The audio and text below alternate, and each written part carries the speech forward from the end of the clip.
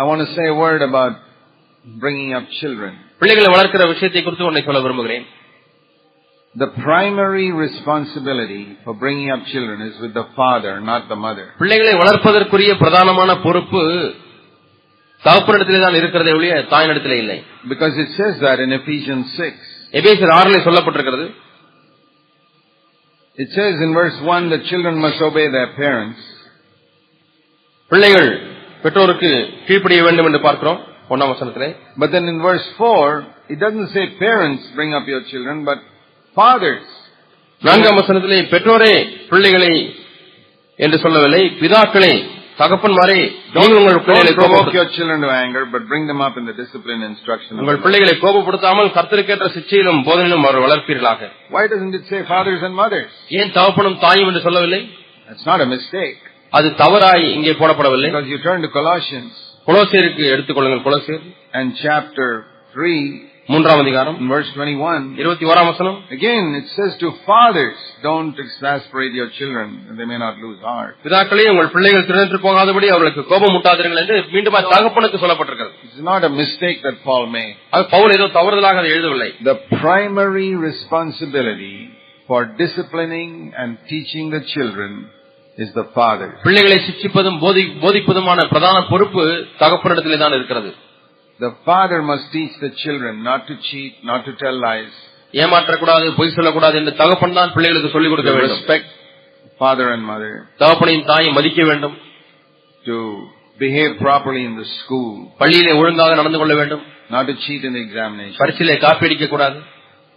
And all those divine principles. இந்த தெய்வீக தத்துவங்களை நாம் கோட்பாடுகளை நாம் சொல்லிக் கொடுக்க வேண்டும். Father's responsibility. அது தகப்பனுடைய பொறுப்பு. And if they don't obey the father and mother, தகப்பனுக்கும் தாய்க்கும் அவர்கள் கீழ்ப்படியாத பட்சத்தில் it's the father who has to discipline the children. தகப்பன் தான் பிள்ளைகளை சிட்சிக்க வேண்டும். But unfortunately, துரதிர்ஷ்டவசமாக many fathers don't do this. அநேக தகப்பன்மார்கள் அதை செய்வதில்லை. They are lazy. சோம்பேறிகளா இருக்கிறார்கள். It's not enough that you earn money to feed and clothe and educate your children. பிள்ளைகளுக்கு போஷித்து ஆடையை வாங்கி கொடுத்து அவர்களுக்கு படிப்பை கொடுப்பதற்காக சம்பாதித்தால் மட்டும் போதாது. Instruct them and discipline them. நீங்கள் அவர்களை போதனை செய்து சிட்சிக்க வேண்டும். Now, it's true that it's the mother who is with them the whole day. தாய் தான் பிள்ளைகளோடு கூட நாள் முழுவதும் இருக்கிறார்கள், அது உண்மைதான். The father is away most of the day. நாள் முழுவதுமாய் நாளின் பல்வேறு மணி நேரங்களிலே தகப்பன் அங்கே வீட்டில் இல்லை.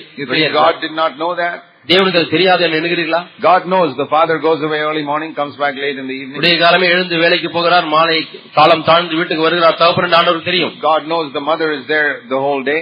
நாள் முழுவதுமாய் தாய் அங்கே இருக்கிறார்கள் என்பதை அறிந்திருக்கிறார். But he still says, fathers, it's your responsibility. ஆனால் பிதாக்களே இது உங்களுடைய பொறுப்பு என்று சொல்கிறார். So you have to take the responsibility when you come home in the evening. ஆகவே மாலையிலே வீட்டிற்கு வரும்பொழுது நீங்கள் அந்த பொறுப்பை எடுக்க வேண்டியிருக்கிறது. Even if it is when you sit around the table at dinner time. நீங்கள் இரவு சாப்பாட்டு மேஜையில் உட்கார்ந்து இருக்கும் பொழுது கூட. You know, we talk about so many things when we sit around eating food at night. இரவு சாப்பிடும் பொழுது எல்லாரும் உட்கார்ந்து பல காரியங்களை பேசுகிறோம். Take 5 minutes. 5 நிமிடங்கள் எடுத்துக்கொள்ளுங்கள். Talk about something spiritual. ஆவிக்குரிய காரியத்தை பற்றி பேசுவதற்கு.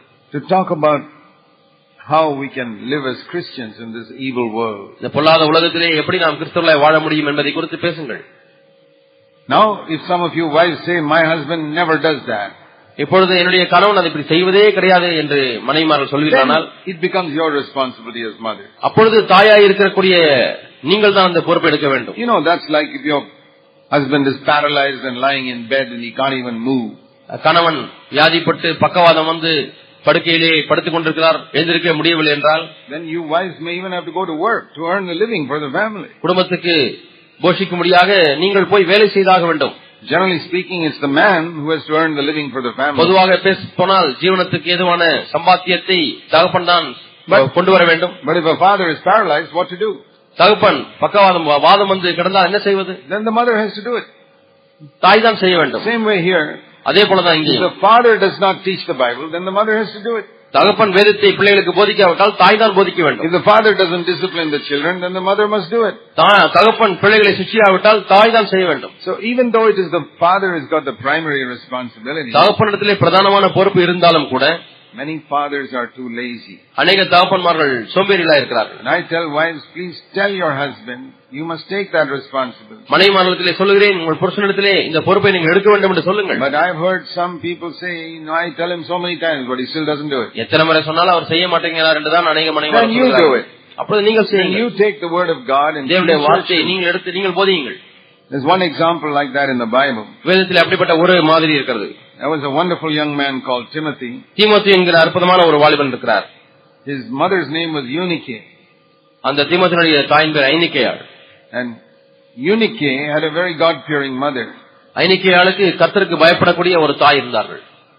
And that God-fearing mother, Lois, taught Eunice the right way when she was a young அந்த girl. லோவிசாள் கர்த்தருக்கு பயப்படுகிற ஒரு பெண்மணியா இருந்து தன்னுடைய மகளுக்கு ஐனிக்கேயாளுக்கு கர்த்தருக்கேற்ற வழிகளை But போதித்தார். as she grew up, அவள் வளரும் பொழுது, maybe when she was 18, 19 years old, 18-19 வயது ஆகும் பொழுது she backslid, அவள் பின்வாங்கி போனாள். gave up her faith, தன்னுடைய விசுவாசத்தை விட்டுவிட்டாள். and went and married an unbeliever. அவிசுவாசியை போய் திருமணம் செய்து கொண்டாள். And that unbeliever was only interested in making money. அந்த அவிசுவாசிக்கு நோக்கமெல்லாம் பணம் சம்பாதிப்பதுதான். He was not a Jew, he was a Greek. அவன் யூதனும் அல்ல, அவன் ஒரு கிரேக்கன். Now it is against the word of God to marry a non-Jewish person. ஒரு யூதர் அல்லாத ஒரு நபரை திருமணம் செய்வது என்பது அந்த நாட்களில் வேதத்துக்கு புறம்பான காரியம். She went and did it. ஆனால் அவள் போய் திருமணம் செய்து கொண்டாள். But she became a Christian. ஆனால் அவள் ஒரு கிறிஸ்தவளாய் மாறினாள். And she decided, அவள் தீர்மானித்தது, okay, I have failed. நான் தவறிவிட்டேன். But I will bring up my child in the fear of God. ஆனால் என்னுடைய மகனை நான் கர்த்தருக்கு பயப்படுகிற பயத்திலே வளர்ப்பேன். She spent a lot of time. Her father didn't help. She spent a lot of time bringing up Timothy in godly ways. உதவி செய்ய முடியவில்லை. ஆனால் அந்த தாய் பல மணி நேரங்கள் செலவு செய்து தீமோத்தேயுவை கர்த்தருக்கேற்ற விதத்தில் வளர்த்தாள். Put faith in his heart. அவனுடைய உள்ளத்திலே விசுவாசத்தை வைத்து விட்டாள். And Timothy, by the time he was 18 or 19, தீமோத்தேயு அவருக்கு 18-19 வயது ஆகும் பொழுது he became such a fine servant of God மிகவும் நேர்த்தியான ஒரு தேவ ஊழியராய் மாறினார். that Paul selected him. பவுலே அவரை தேர்ந்தெடுத்தார். You know, Paul tells Timothy in 2 Timothy 1, 2 தீமோத்தேயு 1ஆம் அதிகாரத்திலே பவுல் தீமோத்தேயுக்கு சொல்கிறார், he says, this faith that you have, இந்த விசுவாசம் உனக்கு இருக்கக்கூடிய விசுவாசம், verse 5, 5ஆம் வசனம், was first in your grandmother Lois and then in your mother Eunice. 2 தீமோத்தேயு 1:5 வாசிக்கிறோம், அந்த விசுவாசம் முந்தி உன் பாட்டியாகிய லோவிசாளுக்குள்ளும் உன் தாயாகிய ஐனிக்கேயாளுக்குள்ளும் நிலைத்திருந்தது. He doesn't say it was in your father. உன்னுடைய தகப்பனிடத்தில் இருந்தது என்று சொல்லவில்லை. You don't even know what the father's name was. தகப்பனுடைய பெயர் என்ன என்று கூட பவுலுக்கு தெரியாது. It just says in Acts 16 he was a Greek man. அவன் ஒரு கிரேக்க மனிதன் என்று தான் அப்போஸ்தலர் 16 சொல்கிறார். But it says there was a faith in your mother. ஆனால் உன்னுடைய தாயிடத்தில் ஒரு விசுவாசம் she இருந்தது. gave you that faith. அவள் உனக்கு அந்த விசுவாசத்தை கொடுத்தாள். What a wonderful example. என்ன அருமையான ஒரு உதாரணம். If Timothy's mother had not done that, தீமோத்தேயுடைய தாய் அதை செய்யாத பட்சத்தில் Timothy would never have become a servant of God. தீமோத்தேயு ஒரு தேவ ஊழியராய் மாறி இருந்திருக்க மாட்டார். So remember this.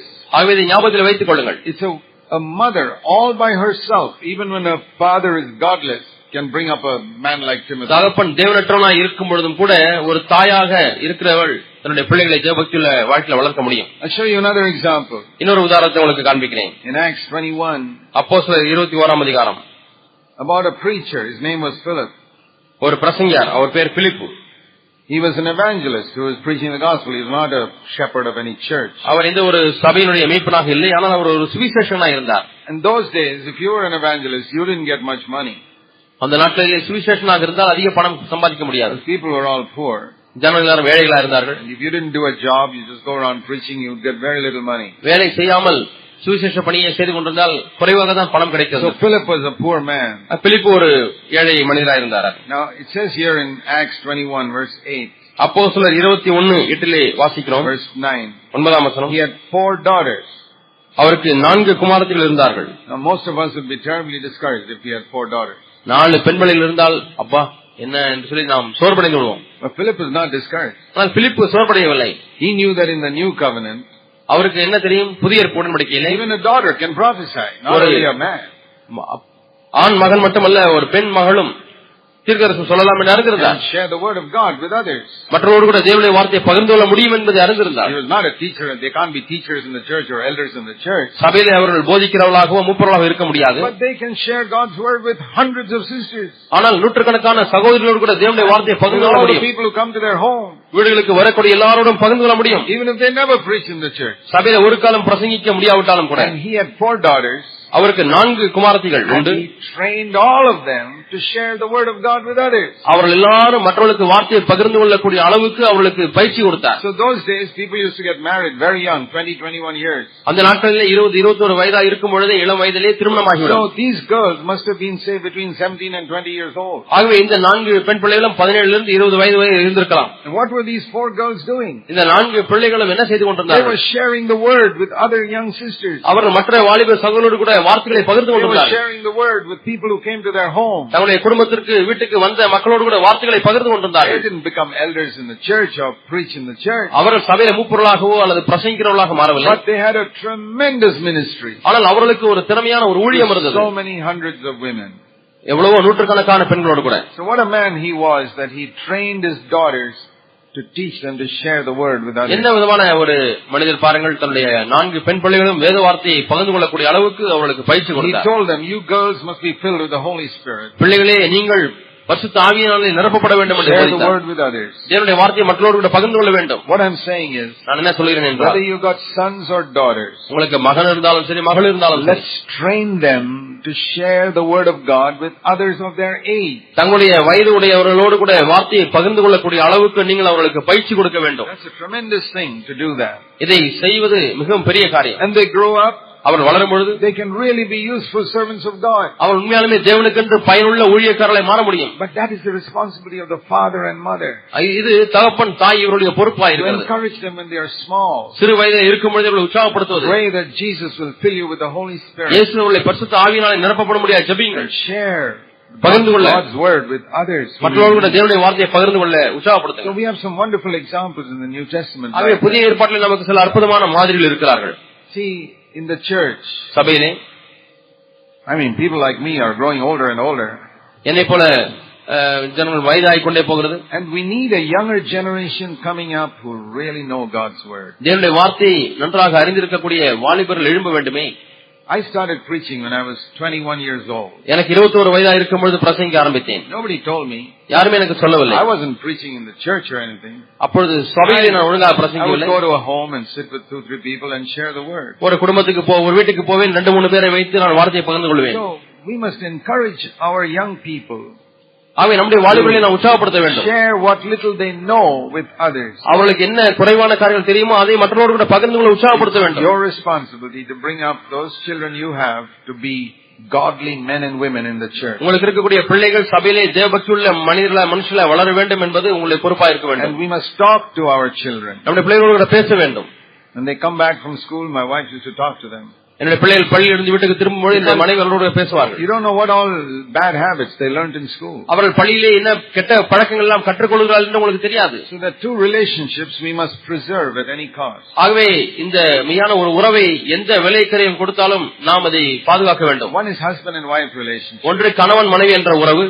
Don't ever let that break with anger or anything like that. கோபமோ எதுவோ வந்து இந்த கணவன் மனைவி உறவை சீர்குலைக்க அனுமதிக்கவே கூடாது. Suspicion. சந்தேகப்படவும் கூடாது. I want to say to you brothers, சகோதரர்களே, உங்களுக்கு நான் சொல்ல விரும்புகிறேன், we are living in very difficult times. நாம் மிகுந்த கடினமான நாட்களிலே வாழ்ந்து கொண்டிருக்கிறோம். And it's very easy to fall into adultery. விபச்சாரத்திலே விழுவது என்பது மிகவும் எளிது. When you fall into adultery, you destroy your marriage, you destroy your children. நீ விபச்சாரத்திலே விழும்பொழுது உன்னுடைய குடும்ப வாழ்க்கையும் சரி உன்னுடைய பிள்ளைகளையும் நீ அழித்து போடுகிறாய். Adultery doesn't happen in one day. ஏனென்றால் விபச்சாரம் என்பது ஒரு நாளில் நடப்பதல்ல. It starts with dirty thoughts. அது முதலாவது அசுத்த சிந்தையில் ஆரம்பிக்கிறது. And you think, no, I can control it, I'll just keep it there. அங்கேயே நான் வைத்து கட்டுப்படுத்தி விடுவேன் என்று நீ எண்ணுகிறாய். If you bring up a little lion in your house, உங்க வீட்டுல ஒரு குட்டி சிங்க குட்டியை வளர்க்கறீங்கன்னு வைத்துக்கொள்வோம். in the beginning it will be only like a little dog. ஆரம்பத்திலே பார்த்தா ஒரு நாய்க்குட்டியை போல தான் அது இருக்கும். But in a few years it will become a huge lion and will eat you up. அது கொஞ்ச நாட்களில் அது பெரிய சிங்கமாய் மாறி உன்னையே அது கடித்து சாப்பிட்டு விடும். Little snakes become big snakes. சின்ன பாம்பு தான் பெரிய பாம்பாய் மாறுகிறது. So don't think you can keep those thoughts in your mind. ஆகவே அவ்விதமான எண்ணங்களை மனதிலேயே நாம் வைத்து கட்டுப்படுத்தி விடலாம் என்று எண்ண வேண்டாம். If you see a little snake in your house, kill it. உங்க வீட்டுல சின்ன பாம்பு குட்டியை பாத்தீங்கன்னா கொன்று விடுங்கள். That small snake may be so small it can't hurt anybody. அந்த பாம்பு குட்டி சின்னதா இருக்கும், அது யாருக்கும் தீங்கு செய்யாததா இருக்கலாம். Remember that little snakes become big snakes. ஆனால் அந்த குட்டி பாம்பு பெரிய பாம்பாய் மாறிவிடும். And you may think, I'll keep it in my mind only, I'm just having a little enjoyment.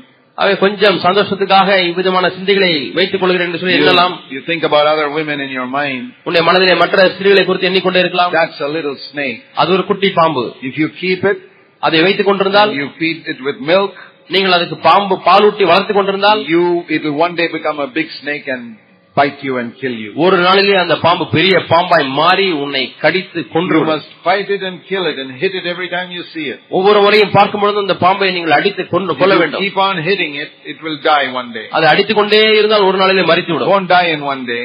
ஒரு நாளிலே மரித்து விடாது. You keep on hitting it, one day it will die. ஆனால் ஒரு அடித்துக் கொண்டே இருந்தால் ஒரு நாளிலே அது செத்து விடும். So this is a very big area nowadays. ஆகவே இப்பொழுது உள்ள காலகட்டங்களில் இது ஒரு பெரிய பகுதியாக இருக்கிறது. Sexual area. பாலியல் உறவு சம்பந்தமான, especially those of you young people, young even married people who use the computer.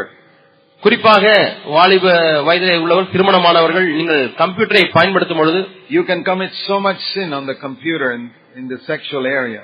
கம்ப்யூட்டரிலே பயன்படுத்தும் பொழுதே நீங்கள் பாலியல் சம்பந்தமான எவ்வளவு பாவங்களை செய்துவிட முடியும். Where your mind gets polluted. உங்களுடைய மனதானது கரைபட்டு கொண்டே போக முடியும். And you become a slave to that internet pornography. அந்த இணைய தளத்திலே வரக்கூடிய கற்பு பாலியல் சம்பந்தமான பாவத்தோடு கூட ஆபாச காட்சிகளோடு கூட பார்த்து அடிமையாகி விட முடியும். Like taking first cigarette or first drink, you will become a slave after some time. முதல் முறையாய் சிகரெட் பிடிக்கிறீர்கள், முதல் முறையாய் குடிக்கிறீர்கள், சற்று நாட்கள் கழித்து அதற்கு அடிமையாகிறது போல. You must not yield to it the first time. முதல் முறை வரும்பொழுதே அதை பார்க்க கூடாது. If you have already yielded to it, determine today that you'll never do that again. ஏற்கனவே அது இப்படி செய்திருந்தால் இனிமே நான் ஒரு காலம் அந்த கம்ப்யூட்டரில் ஆபாசமான காட்சிகளை பார்க்க மாட்டேன், இணையதளத்தில் பார்க்க மாட்டேன் தீர்மானிங்க. When you're tempted, get up and go away from there. சோதிக்கப்படும் பொழுது கம்ப்யூட்டரை ஆஃப் பண்ணிவிட்டு எழுந்து போய்விடுங்கள். Run away.